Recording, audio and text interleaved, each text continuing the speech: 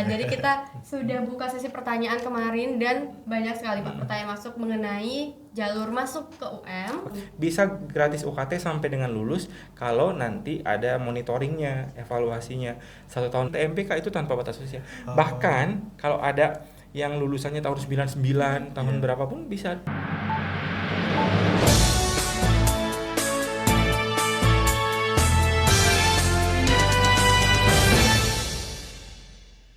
Betul, siapkan cadangan jalur mandiri UM. Karena sudah ada yang buka tadi jalur prestasi ya Pak ya. Semua jalur sudah buka. Oh, sudah semua buka. jalur. Semua Saat jalur ini sudah buka. Sejak awal April kita sudah buka semua jalur mandiri.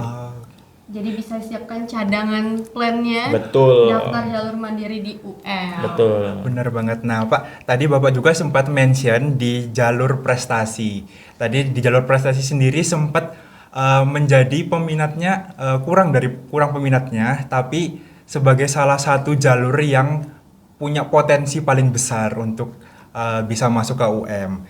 Jadi dalam jalur prestasi itu syaratnya apa aja sih Pak yang harus dipersiapkan di jalur prestasi tersebut? Oke, saya revisi dulu nih. Jadi jalur prestasi dan jalur leadership itu bukan kurang peminat ya.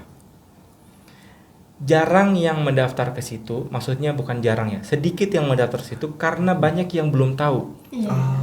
Bayangin, misalnya se-Indonesia Raya tahu, semua siswa tahu. Kita punya jalur prestasi, punya jalur leadership yang kriterianya cukup banyak yang fleksibilitas yang kita berikan. Contoh leadership tadi, tidak hanya ketua OSIS, kita bisa wakil, sekretaris, bendahara, bisa ada OSIS, MPK, PMR, Pramuka, ada Paskibra juga, iya, gitu kan? benar-benar. Coba bayangin, itu banyak yang belum tahu, makanya ini Paduka kan bikin ini biar semua orang tahu gitu Iya, kan. Pak. Nah, karena banyak yang nggak tahu, itu akhirnya ya yang daftar itu dikit gitu. Gitu. Ada yang pengen daftar tapi nggak eligible untuk itu, misalnya dia bukan ketua wakil sekretaris bendahara gitu kan. Dia tahu informasi itu, tapi dia nggak bisa gitu. Ya kan nggak bisa juga gitu, harus yang memenuhi syarat. Nah tadi prestasi itu syaratnya tadi pokoknya hanya ada 2 kategori, yaitu kejuaraan dan bahasa Inggris. Kalau kejuaraan itu minimal dia pernah dapat juara 1, 2, 3 minimal tingkat provinsi.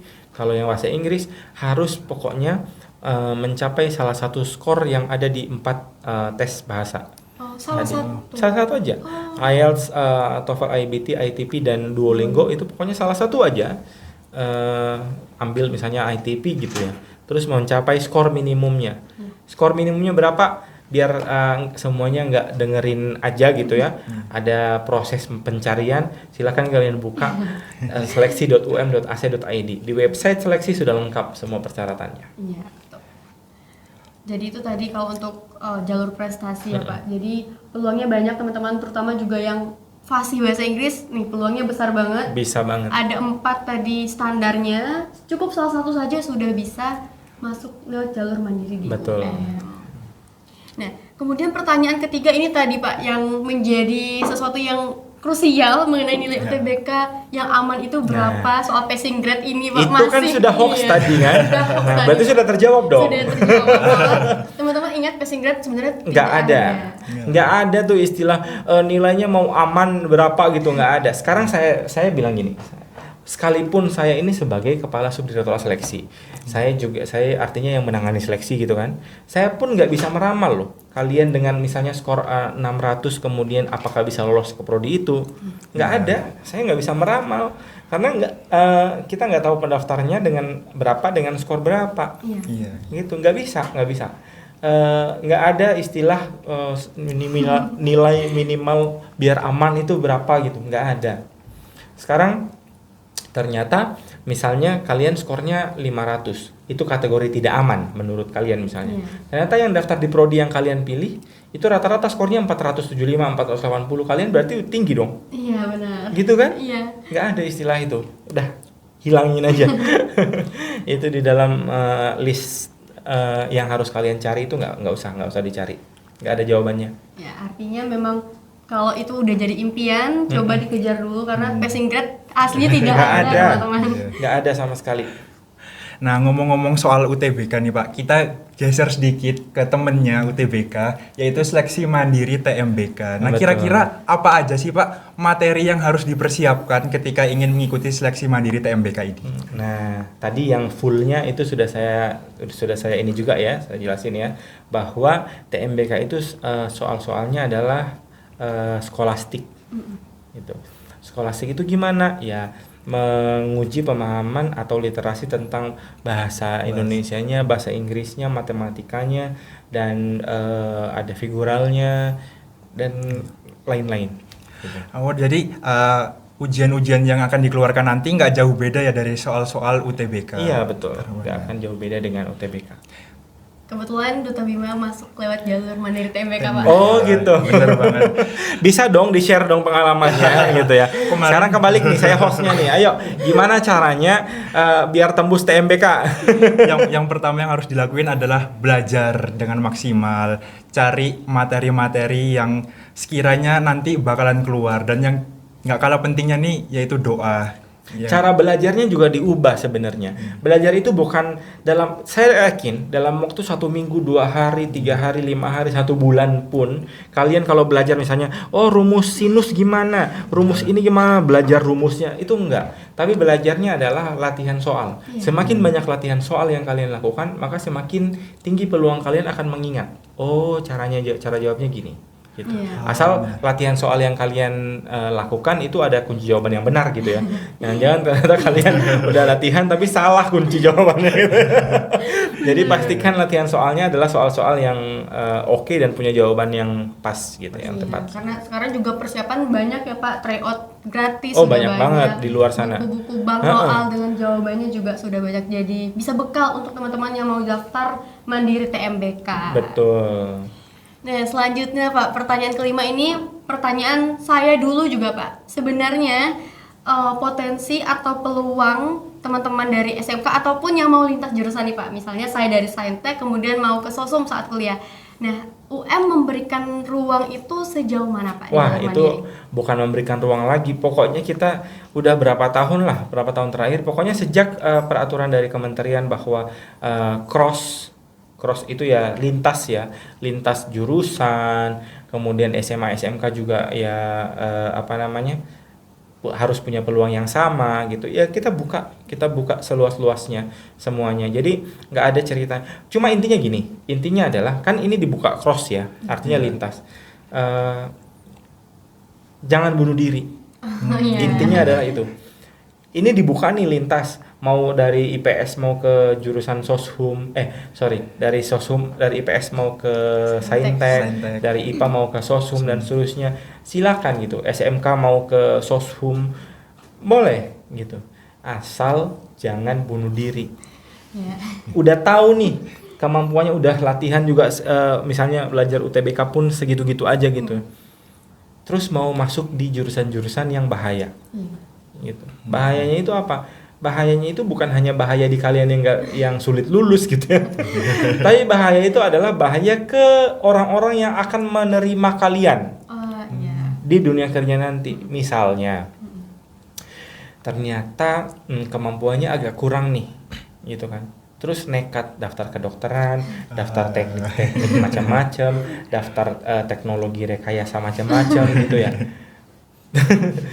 Terus bayangin yang yang akan mengobati pasien adalah gitu. Nah, sehingga jangan bunuh diri gitu. Udah sesuaikan dengan kemampuan kalian gitu. Kalau IPS mampu ke bidang sana gitu, kesehatan dan keteknikan, silakan selama kalian mampu. Kalau yang IPA juga gitu, sana juga silakan asal selama kalian mampu. Pokoknya jangan bunuh diri namanya. Berarti gitu. Di UM tetap bisa asalkan sesuai dengan kemampuan, potensi diri masing-masing. Betul. Sudah banyak survei-survei di Indonesia, banyak lembaga maupun perguruan tinggi yang mensurvei. Begitu mahasiswa sudah nyemplung di program studi, sudah belajar di mata kuliah macam-macam, begitu disurvei itu lebih dari 60% yang merasa salah jurusan. Coba. itu udah banyak laporan studi yang mengatakan gitu loh. Iya, Pak. Tidak menutup kemungkinan kalian pun merasakan hal yang sama ya. Iya, teman-teman yang ada di sini juga ya, Pak. Betul ini.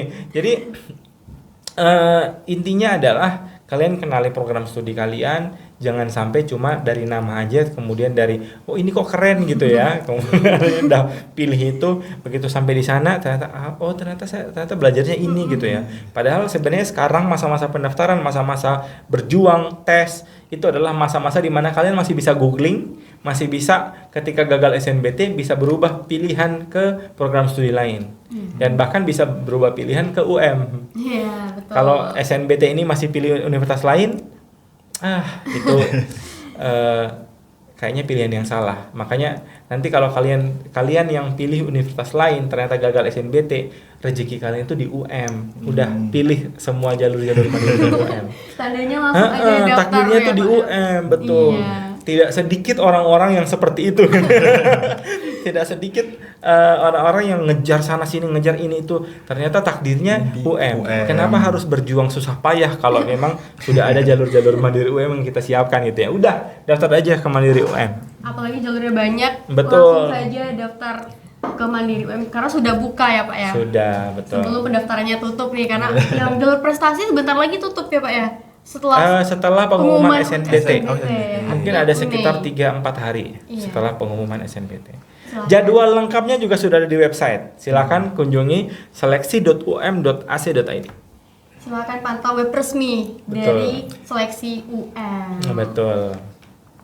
Nah, Pak Rizky, tadi kan kita sudah bahas tentang materi dan juga syarat-syarat yang harus kita penuhi kalau kita mau masuk seleksi mandiri. Nah, tapi Pak Rizky, yang buat saya sedikit menggelitik, kira-kira ada berapa porsi jalur mandiri di tahun ini dibandingkan jalur nasional SNBP atau SNBT? Kira-kira apakah ada kenaikan kuota khususnya untuk prodi favorit? Jadi secara keseluruhan daya tampung itu kita naik. Tahun lalu daya tampung kita adalah 12.600-an. Tahun ini 13.100-an. Wow. Naik ya. Nah, tapi yang perlu semua masyarakat tahu, tidak hanya siswa gitu ya, bahwa sebenarnya kita kan PTN-BH ya, PTN berbadan hukum ya. Kalau PTN berbadan hukum itu ada porsinya adalah 20% SNBP minimal, 30% SNBT minimal, dan maksimal 50% untuk mandiri. Jadi nggak boleh lebih dari 50% mandiri. Nah, kalau kita di UM itu justru mandiri kita itu kita rendahkan. Jadi banyak yang kita terima di SNBP dan SNBT. Jadi rata-rata semua 3 jalur ini itu ada di 40-an%. Gitu. Jadi tidak terlalu banyak. Bahkan 30-an aja, 30-an sekian something. 30 something lah ya. Sehingga secara peluang di mandiri masih cukup besar. Kenapa? Karena SNBP itu kalau ada yang nggak registrasi dialihkan kursinya atau kuotanya ke SNBT. Kalau SNBT nggak ada yang nggak registrasi dan nggak bayar UKT gitu, kuotanya akan dialihkan ke mandiri. Jadi saat ini misalnya mandiri ada sekitar 30-an sekian persen gitu. Nah nanti bisa jadi akan jadi 40-an sekian karena ada yang tidak registrasi ulang. Gitu. Berarti untuk yang mau daftar ke prodi favorit tetap siaga, siapkan yang terbaik untuk mendaftar baik di jalur SNBT nanti ataupun persiapan ke jalur mandiri karena di UM banyak nih jalurnya. Betul. Udah langsung aja kunjungi website seleksi.um.ac.id. Nah, membahas website Pak, tadi untuk website resmi memantau seleksi di UM, kalau platform yang paling fast respon yang bisa dihubungi saat ada kendala pada saat pendaftaran online nanti di jalur mandiri bagaimana Pak? Kalau kontak helpdesk itu sudah lengkap sebenarnya di website kita ya. Seleksi.um.ac.id, di bawah kanan bawah itu ada tombol, ada gambar WhatsApp. Itu tombol ketika diklik akan banyak kontak helpdesk yang akan muncul. Nah, termasuk ada ketika kalian sudah lolos, nanti ada helpdesk registrasi. Nanti ada helpdesk penerimaan mahasiswa baru untuk yang S1, S2, S3 dan seterusnya. Tinggal dikontak itu aja. Cuman memang ya jangan berharap kayak japri-japrian gitu ya. Begitu WA maunya menit itu juga harus dibalas gitu ya. Karena helpdesk kita satu kontak itu dan tentunya dalam masa pendaftaran mahasiswa baru ini itu loadnya sangat banyak, sehingga bisa jadi antriannya panjang. Kalian WA sekarang mungkin kalian ada di antrian yang sekian ratus gitu ya, karena harus dijawab satu-satu gitu dari bawah gitu ke atas. Jadi tunggu aja nanti direspon gitu ya. Ya baik, jadi silahkan nanti lihat di web resmi, ada helpdesk-nya, bisa langsung dihubungi jika terjadi kendala. Namun semoga semuanya lancar pada saat pendaftaran. Amin. Nah, itu dia top 7 pertanyaan dari para camaba UM 2026. Kami ucapkan terima kasih. Oh, ini nggak ada pertanyaan ini misalnya lewat telepon, silakan bisa. Mungkin next episode. Oh, next episode gitu ya. Bikin teknologi baru. Yang real time gitu ya, ada yang lewat telepon gitu. Kami ucapkan terima kasih kepada Bapak Rizky atas waktunya bersedia hadir untuk sekiranya memberikan informasi dan juga pengalaman kepada teman-teman kita Camaba UM 2026. Sama-sama. Betul Pak, mungkin ada kata-kata atau pesan terakhir di video hari ini, di podcast hari ini untuk teman-teman Camaba UM? Ada dong pastinya ya. Buat semua siswa Indonesia Raya nih. Aduh. Gini. Sekuat apapun keinginan kita untuk menggapai sesuatu gitu ya. Saya pengen ke sini, saya pengen ke situ gitu. Tapi kalau itu bukan takdir kita nggak bisa. Gitu. Jadi kalian perlu untuk menurunkan ego kalian. Pilihlah program studi, kalau kalian pengen kuliah di PTN favorit ya, pilihlah program studi yang kira-kira keketatannya rendah sehingga peluang kalian untuk lulus tinggi. Kalau kalian ngejar itu terus dari SNBP, ngejar itu nggak lolos, SNBT ngejar itu nggak lolos, mandiri semua dicobain nggak lolos di prodi itu, ya itu berarti bukan takdir kalian. Daripada nggak kuliah ya, lebih baik langsung aja daftar ke Mandiri, terus cek program studi yang kira-kira kalian bisa lolos di situ. Udah, yang penting kalian kuliah, kalian tekuni belajarnya. Nanti lama-kelamaan selama kalian studi kalian akan merasa, oh iya ternyata memang saya passionnya di sini. Oh iya ternyata saya akan menjadi orang seperti ini nanti kelak setelah lulus S1 gitu. Gitu ya. Betul Pak, jadi memang mau kuliah dimanapun, apalagi kalau di UM pasti berkembang, pasti nyaman ya Pak kalau di UM. Oh wajib dong, wajib nyaman karena banyak banget kan fasilitasnya. Iya, Wah, betul. mungkin next episode kalian bisa ngulas semua fasilitas yang ada di UM tuh supaya semua siswa ini to be continue ya. Banyak spill-spillannya adalah pokoknya fasilitas di UM sangat banyak banget yang bisa kalian manfaatkan. Termasuk ada mini bioskopnya ya kan, ada di gedung kuliah bersama itu banyak banget working space-nya, ada cornernya ya, ada semua bahasa bisa kalau kalian pengen ngetes bahasa Mandarin kalian, Jerman, Inggris, Arab dan lain-lain gitu bisa. Itu asal jangan sampai di sana terus diam gitu. Nggak bisa bahasanya gitu. Pokoknya banyak banget. Terus unit-unit kegiatan mahasiswa juga kan banyak juga. Betul, gitu ya. Banyak banget. Apalagi kalau kalian nih, kalian pengen golf, e-sport, wah kita punya. Iya. Jadi udah UM aja, nggak usah ke yang lain. Pokoknya kalau kalian sudah terlanjur pilih universitas lain di SNBT gitu ya, udah nggak usah nyesel karena kalian nanti kalau nggak lulus nanti ya. Ini bukan mendoakan, tapi ini fakta ya. Iya, Pak. SNBT itu pasti lebih dari 500.000 siswa se-Indonesia Raya yang gagal, yang nggak lolos. Bayangin, daya tampung SNBT itu hanya sekitar 200.000-an. Iya. Dan yang daftar 800.000. Pokoknya 500.000 plus minus lah.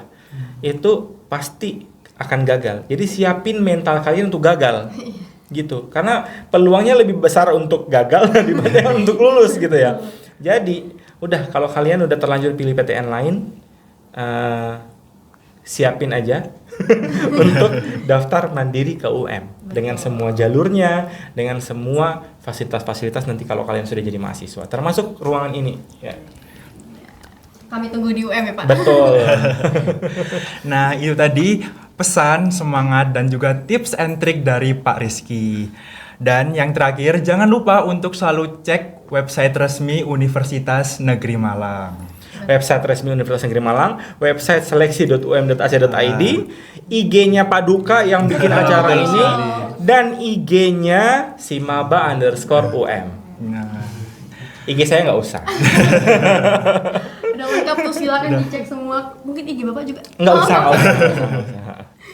Saya nggak usahnya bukan karena apa ya, banyak yang akan DM nanya macam-macam gitu ya, mending nanyanya KLBS aja gitu kan, karena tanyanya gitu-gitu aja. Semua yang sudah dijelaskan di podcast ini, insya Allah semua yang paling rata-rata ditanyain oleh Siswas Indonesia.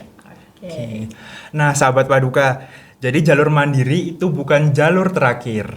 Ada jalur alternatif lainnya juga. Jadi persiapkan diri kalian dengan baik. Jadi ingat, jangan menyerah. Untuk kamu tetap maju terus geraknya, nggak usah menyerah. Ada banyak jalur yang terbuka. Itu dia pembahasan kita hari ini tentang jalur masuk Universitas Negeri Malang. Semoga membantu kalian, terutama yang lagi berjuang untuk masuk ke Universitas Negeri Malang. Amin. Jangan lupa untuk share ke teman-teman kalian. Dan saya Duta Bima. Dan saya Duta Misye, pamit undur diri. Sampai jumpa di Paduka Podcast berikutnya. See you.